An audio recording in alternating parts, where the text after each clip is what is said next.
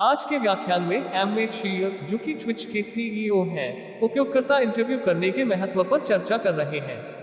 उन्होंने अपने पहले स्टार्टअप कीको कैलेंडर के अनुभव साझा किए, जिसमें उन्होंने उपयोगकर्ताओं से बात नहीं की थी, जिससे उन्हें सही दिशा में आगे बढ़ने में कठिनाई हुई। इसके बाद उन्होंने जस्टिन टीवी पर काम किया, जहां उन्होंने अपने अनुभव से सीखा कि यदि आप अपने लिए कुछ बना रहे हैं, तो आपको अन्य उपयोगकर्ताओं की जरूरतों को समझने की आवश्यकता नहीं होती।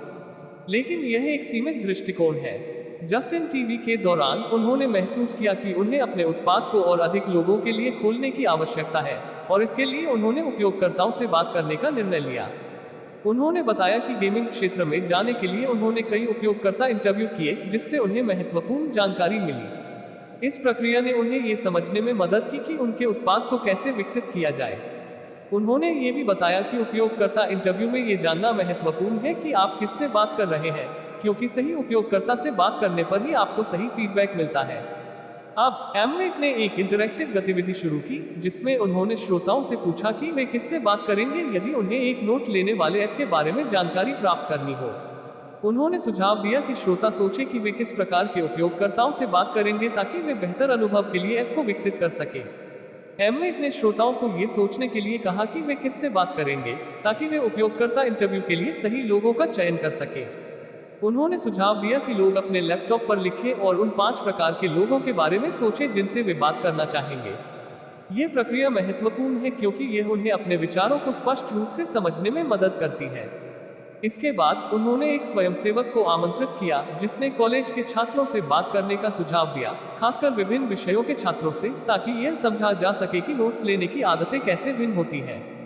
एममेट ने बताया कि कॉलेज के छात्रों से बात करना एक अच्छा प्रारंभिक बिंदु है, लेकिन ये भी महत्वपूर्ण है कि वे उन लोगों के बारे में सोचें जो वास्तव में उत्पाद खरीद सकते हैं।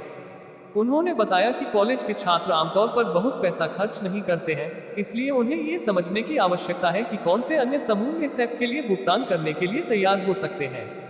उदाहरण के लिए कॉलेज के आईटी प्रशासक या छात्रों के माता पिता, जो अपने बच्चों की शिक्षा में निवेश करने के लिए तैयार हो सकते हैं, महत्वपूर्ण हो सकते हैं। इसके बाद एममेट ने एक और स्वयंसेवक स्टेफनी को आमंत्रित किया, जिसने अपने नोट्स लेने की आदतों के बारे में बताया। स्टेफनी ने कहा कि वह अपने लैपटॉप पर नोट्स लेना पसंद करती है, लेकिन कुछ विषयों जैसे कि भौतिकी में वह हाथ से लिखने का विकल्प चुनती है। उसने ये भी बताया कि वह गूगल डॉक्स और एवरनोट का उपयोग करती है, क्योंकि गूगल डॉक्स सहयोग के लिए अधिक सुविधाजनक है। एममेट ने स्टेफनी से यह जानने की कोशिश की कि क्या वह अपने नोट्स की समीक्षा करती है, और स्टेफनी ने स्वीकार किया कि वह अपने डिजिटल नोट्स को अधिक बार देखती है, जबकि हाथ से लिखे नोट्स को कम।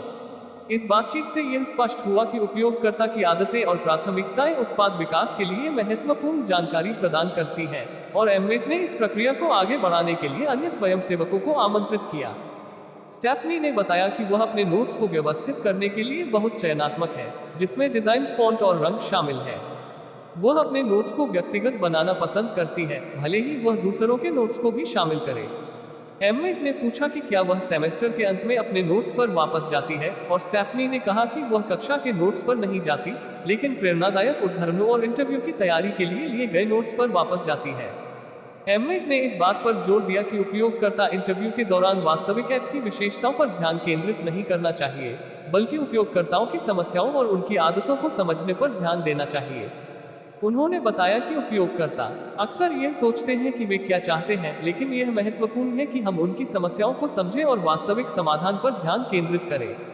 एममेट ने कहा कि पहले कुछ इंटरव्यू के बाद यदि कोई बड़ी समस्या नहीं सुनाई देती है, तो यह एक नकारात्मक संकेत हो सकता है, लेकिन इसका मतलब यह नहीं है कि आगे बात करने की आवश्यकता नहीं है।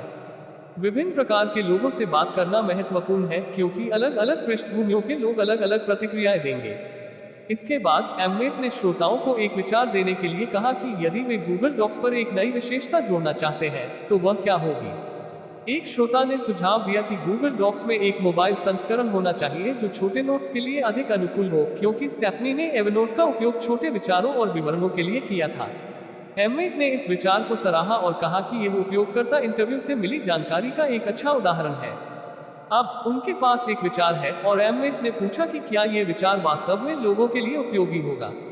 यह महत्वपूर्ण है कि वे ये समझें कि क्या यह विशेषता वास्तव में उपयोगकर्ताओं की आवश्यकताओं को पूरा करती है, और क्या यह उन्हें मौजूदा प्लेटफॉर्मों से स्विच करने के लिए प्रेरित करेगी। एममेट ने बताया कि विचारों को मान्य करने के लिए दो तरीके हैं। पहला, यदि आप प्रोग्रामिंग में तेज हैं तो आप सीधे इसे बना सकते हैं और देख सकते हैं कि क्या होता है। लेकिन अक्सर एक छोटी सी विशेषता को बनाने में 3 महीने लग सकते हैं, इसलिए पहले उस विचार को और मान्य करना महत्वपूर्ण है।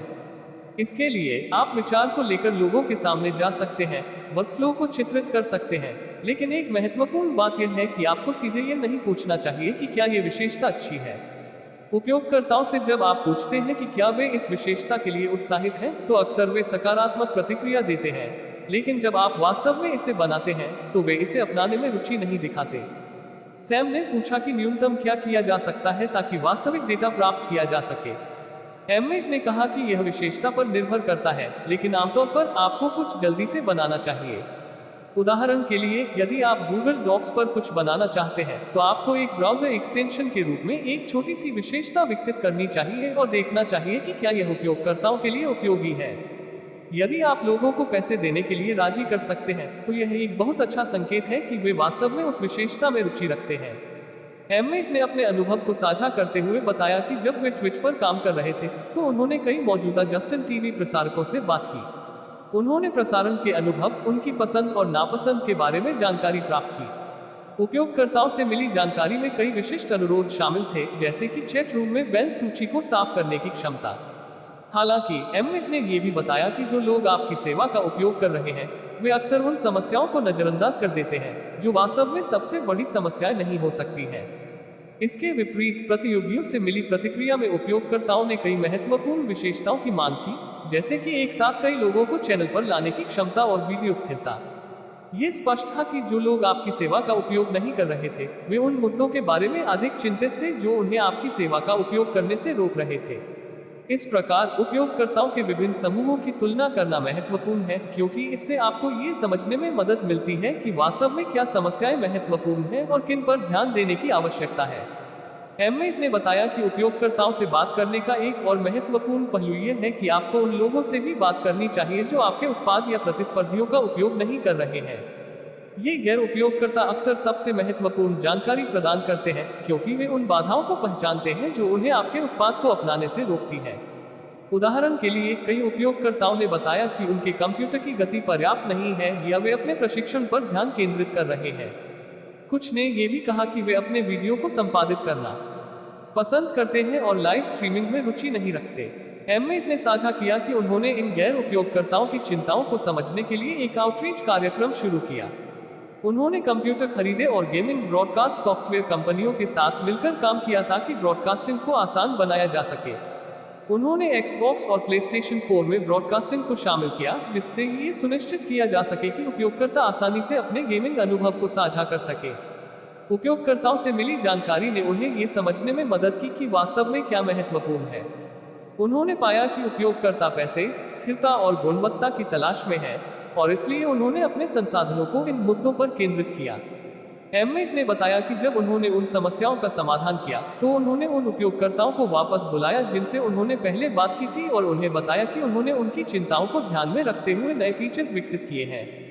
ये प्रक्रिया उपयोगकर्ताओं के लिए एक सकारात्मक अनुभव साबित हुई, क्योंकि उन्होंने देखा कि उनकी बातों का ध्यान रखा गया है।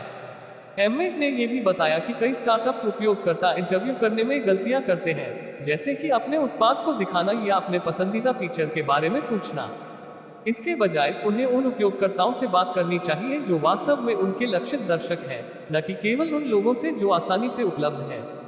इस प्रकार उपयोगकर्ता इंटरव्यू का सही तरीके से उपयोग करने से स्टार्टअप्स को अपने उत्पाद को बेहतर बनाने और बाजार में अपनी स्थिति को मजबूत करने में मदद मिल सकती है।